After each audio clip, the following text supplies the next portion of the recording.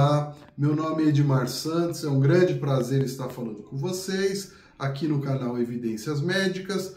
Se você gosta do nosso canal, ative o sininho, né? E dê um like, né?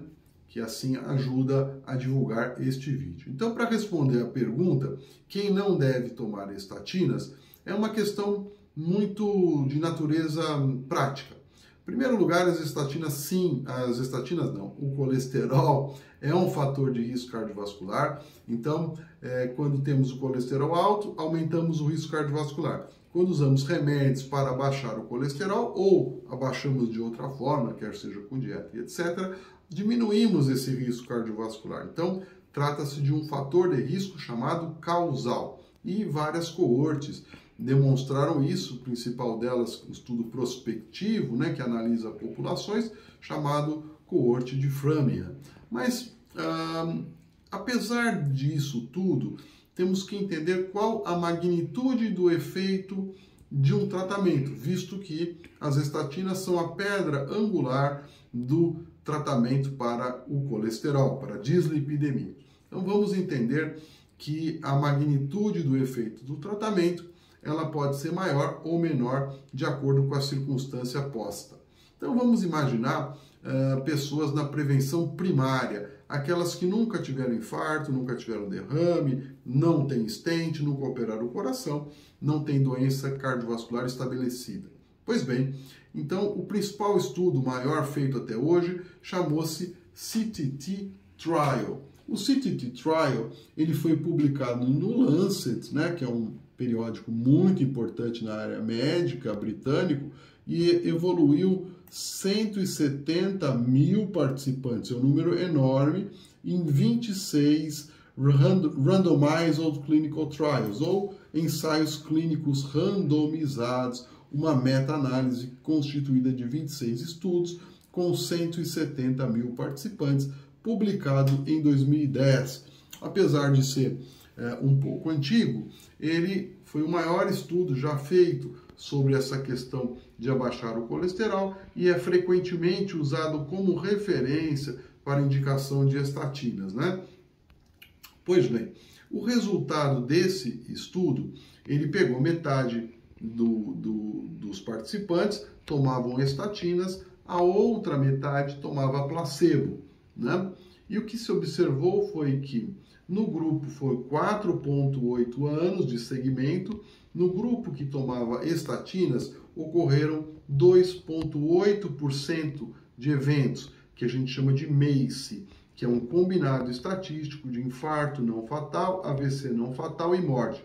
Qualquer um dos dois que ocorra na frente já entra para o MACE. Então, no grupo tratado, ocorreram 2,8% de eventos. E no grupo controle, no grupo placebo, ocorreram 3,6% de eventos. Ou seja, existe uma diferença com significância estatística entre o grupo tratado e do grupo placebo. Pois bem, graficamente vai ser apresentado, ou foi apresentado dessa forma, né? Como vocês veem aqui um gráfico, aqui numa meta-análise esse traço horizontal é o intervalo de confiança e esse quadrado qual o peso do estudo no cômputo geral, não é? Então, claro, esse estudo aqui atravessou essa linha do meio, ele foi um resultado neutro, ok? Intervalo de confiança aqui também atravessou, foi um resultado neutro, não houve benefício. Outros, houve benefício. Olha aqui, um intervalo de confiança relativamente curto, um quadrado maior. E o resultado foi esse aqui, apresentado através de um losango. E aqui, de um ponto de vista estatístico, resultado 0,78, um P com significância estatística, o que conclui-se que houve uma diferença a favor da estatina de 22%. Então, mais ou menos 22,5% na verdade. Então, na realidade, então você vai falar, vale a pena fazer o tratamento. Quem tem o colesterol um pouco alto vai reduzir esse risco em 22%. É algo expressivo, não é? Só que temos que atentar para um outro detalhe. Quando fazemos uma análise do risco relativo, não é? Nós vamos ter, então, esse número. Mas o absoluto? O absoluto é que, na verdade, você tinha de um lado 3,6 e de outro lado 2,8. Portanto, a verdade dos fatos é que a diferença entre tratar e não tratar vai ser de 0,8%. Significa o quê? Que para cada 1.000 indivíduos tratados, eu terei 8 pacientes que terão o benefício do tratamento. Para cada 1.000, 8 terão o benefício do tratamento. Então, o benefício do tratamento é muito menor do que a gente imagina a princípio. Então, claro, indivíduos que já tiveram infarto, que já colocaram stent, que têm placas e etc., acho que convém tratar, né, com estatinas. Indivíduos que nunca tiveram, enfim, que têm um risco menor, creio que não faz o menor sentido. Uma mudança do estilo de vida, ela é muito mais sensata nesse sentido. Vamos ver o que é que as sociedades médicas recomendam. Uma calculadora para estratificação do risco cardiovascular. Vamos lá. Então, a primeira etapa, usando essa calculadora, ela pergunta se você tem doença aterosclerótica significativa em algum território. Basicamente, se você já teve eventos cardiovasculares. Depois, segunda etapa, se você é diabético ou não. Vamos imaginar que não. Terceira etapa é se você tem alguma presença de aterosclerose subclínica, que ela é avaliada por ultrassom de carótidas ou 2 exames que não são cobertos pelos planos de saúde. Particularmente, eu gosto muito do índice tornozelo braquial, né?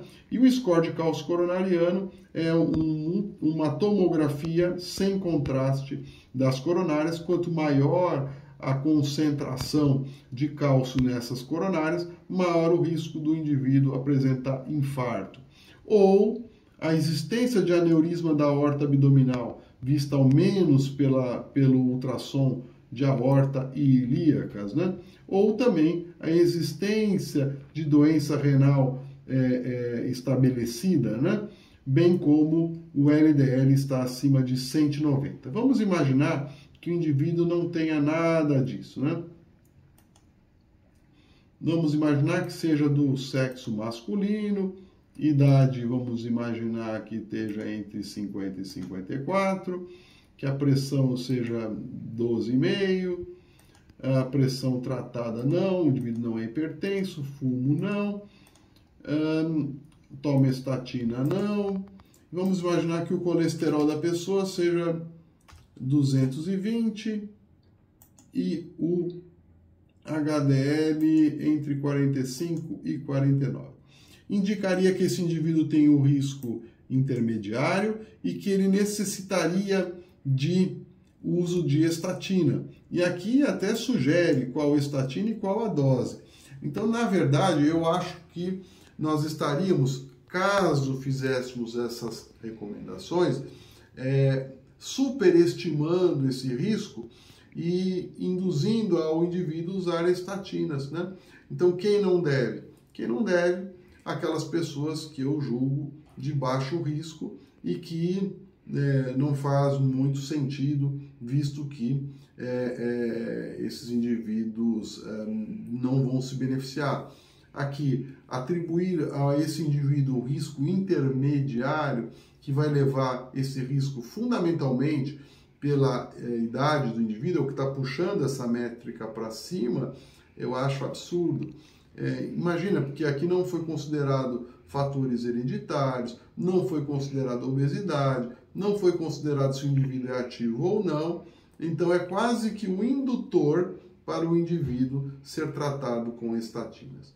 Então, na minha opinião, eu acho que a estatina ela é muito bem-vinda nos indivíduos de maior risco, realmente ela confere uma proteção com uma magnitude de efeito grande, e nos indivíduos de baixo risco, ou que ele atribui aqui de intermediário, que para mim é baixo risco, eu acho que há um exagero na indicação. Então eu acho que muitos pacientes estão tratados de forma exagerada e aqueles que deveriam estar recebendo tratamento majoritariamente não estão, né? Tem estudos que demonstram que apenas 25% dos indivíduos em prevenção secundária, aqueles que já tiveram infarto, estão fazendo o tratamento devido. Portanto, só conseguiremos diminuir as taxas de mortalidade cardiovascular quando atingirmos de uma forma mais objetiva os pacientes de maior risco, né? E incentivarmos fundamentalmente a mudança do estilo de vida dos indivíduos de menor risco. Um grande abraço, espero ter respondido a essa questão. Tchau!